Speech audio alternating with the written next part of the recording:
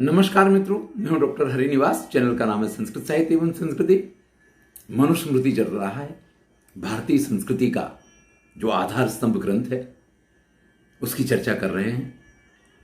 आज सुबह सुबह धनतेरस की शुभकामनाओं के साथ में एक मैसेज आया कि कुछ धनतेरस वगैरह को लेकर के भी एक वीडियो बना दीजिए, जिससे हमारी आने वाली पीढ़ी को उस संस्कृति के बारे में भी कुछ पता चले। तो चलिए, आज इस विषय को लेकर के, वैसे तो ये वीडियो कल ही बन जाना चाहिए था अगर धनतेरस आज है तो, फिर भी आज सायंकाल से ही इसको आपके सम्मुख प्रस्तुत कर रहा हूं। देखिए, धनतेरस क्या है? धन्वंतरी जयंती है। धन्वंतरी समुद्र मंथन हुआ और उसमें से अमृत कलश लेकर के स्वयं सभी, जिसको कहते हैं कि स्वास्थ्य रक्षक औषधियां जितनी होती हैं, उन सबको अपने साथ लेकर के भगवान धन्वंतरी अवतार लेते हैं। लक्ष्मी जी का भी जन्म उसी समुद्र मंथन से हुआ, तो दोनों भाई बहन हैं। तो आज है तो धन्वंतरी जयंती, यानी कि धन्वंतरी महाराज का जन्मदिन है, लेकिन यहाँ से लक्ष्मी पूजन की भी सारी परंपराओं का प्रारंभ हो जाता है। हमारे यहाँ भारतीय परंपरा में उत्सव प्रियः खलु जनाः कालिदास ने लिखा है, भाई लोगों को उत्सव बड़े प्रिय हुआ करते हैं। और वास्तव में ये संसार जो दुखों का भंडार है, तरह तरह की समस्याएं, पीड़ाएं, ऐसे में अगर कोई एक बहाना मिल जाता है उत्सव के नाम पे, तो लोग बाग उसके आनंद में डूब के थोड़ी देर के लिए अपनी उन दुख पीड़ाओं को भूल जाया करते हैं। कुछ बहुत बड़े बड़े त्योहार इस प्रकार से बनाए गए हैं जो एक दिन नहीं चलते, 2-3 दिन, 4 दिन, 5 दिन, और उनकी तैयारियों में और 5-10 दिन, यानी 10-15 दिन तक व्यक्ति आनंद मना सके, इस प्रकार के त्योहार हुआ करते हैं। वैसे तो दिवाली के लिए या प्रत्येक त्योहार के लिए आप ये कह सकते हैं कि पैसे वालों के त्योहार हुआ करते हैं, क्योंकि जिसके घर पे पैसा है ये कहा जाता है कि उसके घर तो रोज दिवाली है। लेकिन फिर भी ये उत्सव इस प्रकार के हैं जहाँ पे हमारे यहाँ परोपकार की भी परंपराएं हैं, यानी आप कुछ इस प्रकार के कार्य भी करना चाहते हैं जिससे लोगों का कल्याण हो, तो इन उत्सवों का एक अपना महत्व है। धन्वंतरी जयंती की बात की जाए तो इसका एक प्राकृतिक महत्व है। थोड़ा इसको समझिए आप। 12 महीने की जो हमारी 6 ऋतुएं हैं, उन 6 ऋतुओं में 3 प्रमुख ऋतु मानी जाती हैं। वर्षा, और जिसको आप ठंडी कहते हैं, और जिसको आप गर्मी कहते हैं। अब देखिए, गर्मी का वातावरण इस प्रकार का होता है कि आप बहुत अधिक कुछ खा नहीं सकते हैं, क्योंकि खा लेंगे तो कहीं उल्टियां होंगी, कहीं परेशानी होगी, तो बहुत खाया नहीं जाता है गर्मी में। दिन बड़े होते हैं और अधिक खाने की अनुमति नहीं होती है। आपको बड़ा ही लिमिट में और योग्य रूप से खाना खाना चाहिए, जिससे कि आप स्वस्थ रूप से कार्य कर पाएं। फिर वर्षा ऋतु आती है, तो वर्षा ऋतु की स्थिति इस प्रकार की होती है कि ज़्यादातर स्थिति में भूख ही नहीं लगती है।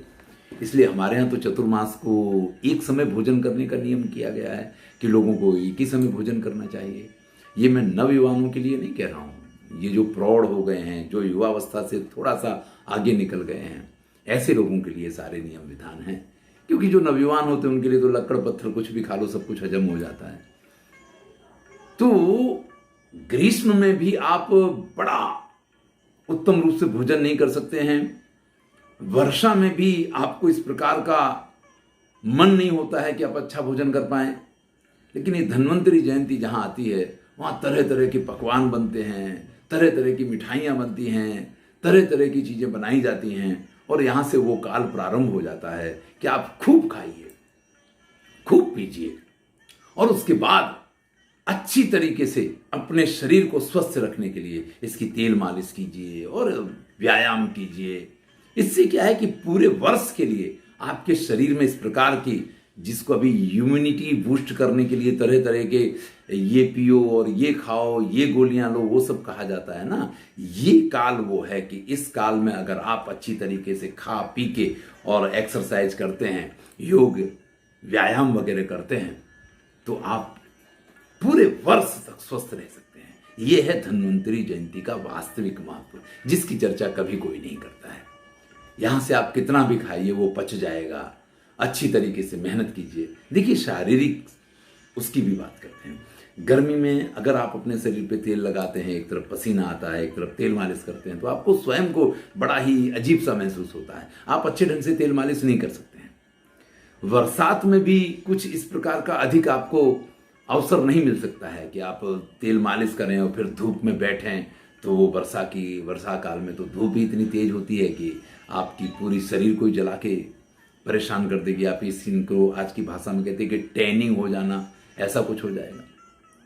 लेकिन अब जो ऋतु आई है, यहां आपके शरीर पे आप कितनी भी तेल की मालिश कीजिए, आपको कोई परेशानी नहीं होगी। आधे घंटे बाद तो आपको पता चलेगा सारा तेल जो है आपके शरीर के अंदर चला गया है। आप अच्छी तरीके से व्यायाम कीजिए, अच्छी तरीके से खाइए, तेल मालिश कीजिए और शरीर को धूप में थोड़ा सा तपने दीजिए। अगर आपके पास समय कभी भी मिलता है, भले रविवार के रविवार, शनिवार के शनिवार, जिस दिन आपका अवकाश हो उस दिन, लेकिन ये प्रक्रिया आपको अवश्य करनी चाहिए। इससे आपका शरीर स्वस्थ रहेगा। यह है धन्वंतरि जयंती का वास्तविक महत्व। चलिए अब दिवाली उत्सव के लिए आते हैं। तो आज धनतेरस है। धनतेरस को लोग बाग तरह तरह की खरीदी के लिए बड़ा शुभ मानते हैं, क्योंकि यहाँ से लक्ष्मी जी की साधना का प्रारंभ हो जाता है। लेकिन जीवन में इतना याद रखिए कि कभी भी लक्ष्मी जी की अकेली की साधना नहीं करनी चाहिए, क्योंकि लक्ष्मी जी का वाहन उल्लूक है। और उल्लूक पे बैठ करके जब लक्ष्मी जी आएंगी, उल्लू पे बैठ के जब लक्ष्मी जी आएंगी, तो आप समझ सकते हैं कि आपकी क्या स्थिति होगी। इसलिए हमेशा लक्ष्मी जी की उपासना गणेश जी के साथ की जाती है। लक्ष्मी जी की उपासना गणेश के साथ सरस्वती जी को भी साथ रख के आप कर सकते हैं, वो और भी श्रेष्ठ है। या आप लक्ष्मी नारायण की उपासना कर सकते हैं। लेकिन अकेली लक्ष्मी जी की उपासना का हमारे यहाँ बड़ा महत्व नहीं माना गया है, क्योंकि वो अकेली लक्ष्मी जो है वो सिर्फ हमें दुर्बुद्धि देती है, हमें सद्बुद्धि प्रदान नहीं करती है। और प्रभुता पाही काहि मद नाही, ये तो तुलसीदास जी ने भी लिखा है कि अगर हमारे पास संपत्ति आ जाए, हमारे पास बहुत पैसा आ जाए, तो व्यक्ति जो है जमीन से ऊंचा ऊंचा चलने लग जाता है। ऐसे में अगर हमारे पास सद्बुद्धि भी हो गणेश जी की दी हुई, तो हम उस धन का योग्य रूप से उपयोग कर पाते हैं। या हम विष्णु के साथ जब लक्ष्मी जी की उपासना, लक्ष्मी नारायण की उपासना करते हैं, तो एक भक्ति आती है, एक परोपकार की भावना आती है। आपके पास जो धन है वो सिर्फ आपके अपने लिए नहीं है, वो धन लोगों के लिए है। उसको लोगों को दान कीजिए, लोगों तक पहुंचाइए, लोगों की परेशानियों को देखिए। अगर आप कुछ नहीं कर सकते हैं, तो जो आपके यहाँ काम करते हैं, जो आपके साथ काम करते हैं, उनमें से अगर किसी की पीड़ा है, किसी की परेशानी है, तो उन सबको समझना, उन सबको जानना, ये आपको सद्बुद्धि सिर्फ लक्ष्मी जी की उपासना से नहीं मिल सकती है। जब धनतेरस पे कई बार बर्तन खरीदने को बड़ा शुभ मानते हैं, कुछ लोग सोने चांदी को खरीदने को शुभ मानते हैं, कुछ लोग गाड़ियां वगैरह लेते हैं, जिसके पास जैसी सुविधा हो। कभी कोई चम्मच भी खरीद करके और ये मान लेता है कि हाँ, हमने अपना धनतेरस शुभ कर लिया है। देखिए, मेरा मानना ये है कि ऐसा कोई विधान हमारे शास्त्रों में नहीं किया गया है। ये कुछ पारंपरिक रूप से कुछ रीतियां हैं जो सामाजिक रूप से, कई बार क्या है, व्यापारी वर्ग भी इस चीज को खड़ा कर दिया करता है। महीने भर पहले से पेपर में तरह तरह के ऐड आने लग जाएंगे। आप अपनी गाड़ी बुक करवा लीजिए, आप अपनी चीज बुक करवा लीजिए, धनतेरस के दिन डिलीवरी लीजिए। तो ये सारी चीजें एक व्यापारी वर्ग के द्वारा खड़ी की गई हैं। बाकी पूरी वर्ष बाजार खुला रहता है। वो एक समय अलग था कि जब हमारे यहाँ हफ्ते में एक दिन बाजार भरा करता था और सारी ज़रूरत की चीज़ें हमें उसी दिन खरीद लेनी। अगर नहीं खरीदेंगे तो हफ्ते के अगले दिन, अगले हफ्ते में जब वो बाजार लगेगा तभी हमें वो चीज़ें उपलब्ध होती थी, नहीं तो हमें बड़ा दूर जाना पड़ता था। अब उस प्रकार की स्थितियाँ कहीं भी नहीं हैं, इसलिए इन चीज़ों का महत्व इतना नहीं है। हाँ, आपको ये चीज़ याद रहे कि आपने ऐसा कब किया था, किस समय किया था, क्यों किया था, इस हिसाब से आप ऐसा कोई प्लान कर सकते हैं। बाकी मुझे ऐसा नहीं लगता है कि इसका कोई महत्व है। हाँ, ये लक्ष्मी जी की उपासना के लिए, लक्ष्मी सिद्धि के लिए ये बड़ा ही सुंदर अवसर माना गया है। व्यापारी लोग अपनी पुस्तकों की पूजा, यानी अपने जो बही खाते वगैरह हैं उनकी पूजा किया करते हैं। अपने ऑफिस में सरस्वती जी का, लक्ष्मी जी का, गणपति जी का स्थापन करते हैं। चलिए, लक्ष्मी और गणेश की स्थापना के संदर्भ में एक बात आपसे कहनी आवश्यक थी। कई बार इस प्रकार की भूल हो जाया करती है कि लक्ष्मी जी को जब आप बिठाते हैं तो लक्ष्मी जी की दाहिनी तरफ सरस्वती जी और बाईं तरफ गणेश जी होने चाहिए, यानी गणपति की दाहिनी तरफ ही लक्ष्मी जी हों। इस चीज़ का आपको ख्याल रखना चाहिए जब भी आप उनकी स्थापना करते हैं। अगर आप अलग अलग मूर्तियां लाते हैं तो उनको बिठाने के समय पे ये ख्याल रखिए कि गणेश जी जहाँ बैठे हैं उनके दाहिने भाग में लक्ष्मी जी विराजमान हों। और अगर आप कोई चित्र वगैरह लेकर के आते हैं तो उसमें भी आप इस प्रकार की व्यवस्था देखें कि कहीं वो चित्र उल्टा तो नहीं है, और अगर वो चित्र उल्टा है तो आपको उस चित्र को पूजा के लिए नहीं लाना चाहिए। इसका विशेष ख्याल रखना चाहिए। जो वैष्णव लोग हैं वो आज के दिन गोपाल सहस्त्र नाम का पाठ किया करते हैं, या ये कहिए कि आज से गोपाल सहस्त्र नाम का पाठ किया करते हैं, क्योंकि हमारे यहाँ 3 रात्रियां बड़ी महत्वपूर्ण मानी गई हैं। काल रात्रि, महारात्रि, मोहरात्रि, श्रीदारुणा। इसमें काल रात्रि यानी जो कल काली चौदस आएगी उसको काल रात्रि बोला जाता है, और मोहरात्रि तो जो शरद पूनम की रात गई है जिस दिन स्वयं श्री कृष्ण ने गोपियों के साथ महारास किया था वो मोहरात्रि है, और महारात्रि शिवरात्रि को बोला जाता है। तो ये जो काल रात्रि है ये बड़ी ही उपासक रात्रि मानी गई है। इसमें की गई कोई भी सिद्धियां जो हैं वो आपको बड़ी जल्दी से प्राप्त होती हैं। तो इनका एक अपना महत्व है, इस समय का एक अपना महत्व है। अगर आपको लक्ष्मी जी की साधना करनी है, आपको गणपति की साधना करनी है, आपको विद्या की साधना करनी है, कोई भी साधना करनी है, तो जैसे नवरात्रि का एक बड़ा महत्व है, लेकिन वहाँ नवरात्रि में करने का महत्व है, यहाँ ये धनतेरस, काली चौदस और दीपावली, इन 3 रात्रियों में आप कुछ भी इस प्रकार का विशिष्ट अनुष्ठान करके और उसकी सिद्धि प्राप्त कर सकते हैं। ये बड़ा ही सुंदर अवसर होता है। इनका अपना महत्व इस रूप से भी है कि ये जो दीपावली में लक्ष्मी जी की साधना शुरू होती है, कई बार लोग किसी बड़े अनुष्ठान को करना चाहते हैं, एक दिन में वो पूर्ण नहीं हो सकता है, तो वो इस प्रकार से किया जा सकता है कि 3 रात्रि में मिलकर के धनतेरस से लेकर के और उसको आप दीपावली तक कर सकते हैं। लेकिन जन सामान्य जो अनुष्ठान में नहीं मानता है, जो आनंद में मानता है, उसको भी लक्ष्मी पूजन अवश्य करना चाहिए।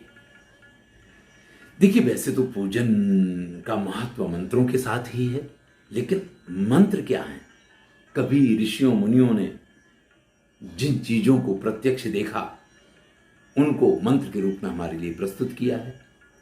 इसलिए हमारे मंत्र जो हैं वो व्यक्ति द्वारा रचित नहीं माने गए हैं, उनको हम कहते हैं अपौरुषेय हैं। वेदों के मंत्र जो है अपौरुषेय हैं, किसी व्यक्ति की रचना नहीं है, उसको उन्होंने देखा है, प्रत्यक्ष किया है। और प्रत्यक्ष करने का अर्थ, ये कभी वेद की बात करेंगे तब करेंगे, अभी इसके लिए उपयुक्त समय नहीं है। तो वो जो उन्होंने देखा है उसको उन्होंने हमारे सम्मुख प्रस्तुत किया है। ईश्वर ने भावना हमें भी दी है और आंखें भी हमें दी हैं। हम अपनी जब भावना से ओतप्रोत होते हैं और हम किसी भी भगवान के सामने बैठते हैं और जब हम उनकी उपासना करते हैं तो हृदय से जो आपके बात निकलती है, हृदय से जो आपके शब्द निकलते हैं, हृदय से जो भी आप उनसे कहते हैं, वो सबसे बड़े मंत्र हुआ करते हैं। यानी आपको अगर कुछ भी अपने जीवन में चाहिए, लक्ष्मी जी से कोई सिद्धि चाहिए, सरस्वती जी से कोई सिद्धि चाहिए, गणपति से कोई सिद्धि चाहिए, भगवान विष्णु से किसी प्रकार की सिद्धि की आप कामना करते हैं, तो ये 3 रात्रियां धनतेरस से लेकर के और दीपावली तक बड़ी ही शुभ हैं। आप एक संकल्प कीजिए, आप उनके सम्मुख बैठ जाइए और हाथ जोड़ करके प्रार्थना करके कोई ओम जय लक्ष्मी रमणा या ओम जय जगदीश हरे, ओम जय लक्ष्मी रमणा या ओम जय जगदीश हरे या जय लक्ष्मी माता, किसी की आवश्यकता नहीं है।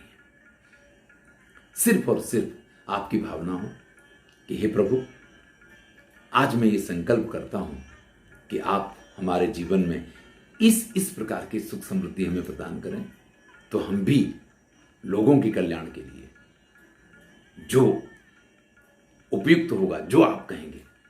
यहां जब आप अपने कल्याण की कामना करते हैं ना, तो सिद्धियां नहीं मिला करती हैं। सिद्धियां तभी मिलती हैं जब आप ईश्वर से ये कहते हैं कि आप हमें देंगे, तो हम भी इस चीज को आगे निमित्त बन के लोगों तक पहुंचाएंगे। तो हम इन दिनों में ये संकल्प ले सकते हैं, और जब भी हम ये संकल्प लेंगे तो आप ये देखेंगे कि आपके द्वारा की गई पूजा जब श्रद्धा के साथ की जाती है तो अगले वर्ष तक आपको इसके परिणाम दिखाई देने लग जाएंगे। तो इनका अपना महत्व है। जीवन में त्योहार सिर्फ उत्सव नहीं है, वो हमारी संस्कृति है, हमारी सभ्यता के प्रतीक हैं, हमारी मान्यताओं के प्रतीक हैं। हम उनको समझें और योग्य रूप से उनकी साधना करें। जब व्यक्ति योग्य रूप से साधना करता है तो उसको जीवन में यही उत्सव जो हैं वो आनंदकारक बनते हैं। और जब हम सिर्फ विलासिता में या सिर्फ उत्सव के लिए इन चीज़ों को करते हैं तो कई बार आपने देखा है कि हम बेध्यान भी होते हैं और हम कई बार दुर्घटनाओं की शिकार भी हो जाते हैं। विशेष करके लोग दीपावली की रात्रि को जुआ वगैरह खेलने को भी बड़ा प्रोत्साहित करते हैं, लेकिन लक्ष्मी की साधना, मैंने कहा सिर्फ लक्ष्मी की साधना का इसीलिए निषेध है क्योंकि सिर्फ लक्ष्मी की साधना करने वाले जुआ खेलते हैं। नहीं तो विष्णु सहस्त्र नाम का पाठ करेंगे, गोपाल सहस्त्र नाम का पाठ करेंगे, गणेश अथर्वशीर्ष का पाठ करेंगे, लक्ष्मी सूक्त का पाठ करेंगे। ये सारी चीजें करके हम भक्ति और श्रद्धा के साथ इस रात्रि को एक आनंद के साथ मनाएं। तो आप सभी को आज की धनतेरस, कल आने वाली काली चौदस और दीपावली की खूब खूब शुभकामनाएं। आप सभी मन में श्रद्धा और विश्वास रख के मां लक्ष्मी, गणपति, भगवान विष्णु, मां सरस्वती, इन सब से ये कामना करें कि हमारा कल्याण हो और समस्त समाज का कल्याण हो। सर्वे भवन्तु सुखिनः, सर्वे सन्तु निरामयाः, सर्वे भद्राणि पश्यन्तु, मां कश्चित् दुख भाग भवेत्। देखिए कितनी बड़ी प्रार्थना हमारे यहाँ की जाती है। सभी सुखी हो, सभी निरोगी रहे, सबका कल्याण हो और किसी के भाग्य में दुख की एक रेखा भी ना रहे। भैया यही हमारी संस्कृति है। धन्यवाद। फिर से सबको दीपावली की शुभकामनाएं। मैं हूं डॉक्टर हरिदेव।